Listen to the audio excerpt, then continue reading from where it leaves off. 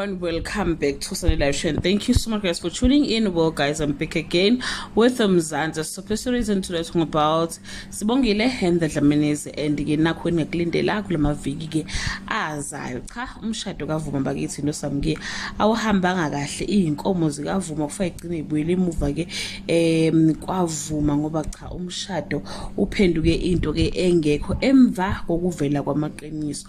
Uphetheni guys uyisukele inyoka emgodini. Zokhumbula ukuthi ke uphetheni uSamke kanye noDeliwe bake baba bangana abakhulu besakhula, asazi ukuthi kwenzakalani phakathi kwabo, kodwa kuvela ukuthi ke uSamke waboshwa ndike ekuboshweni kwakhe kwasengazi ukuthi ikhona into uphetheni kanye ke noDeliwe abayaziyo noma abayenza ukuthi uSamke agcine ke eseboshwa ke yedwa.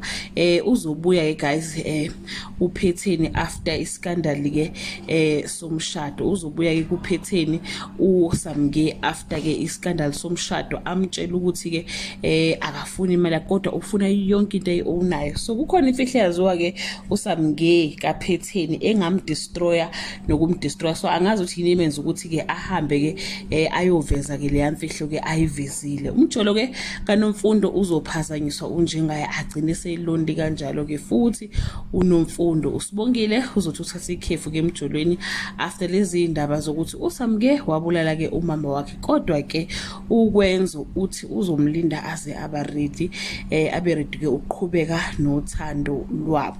So zinjalo ke guys, inkulu drama esizoyibona lapha yana, especially kule storyline sika Phetheni kanye ke noSamke. That brings us to the end of this video.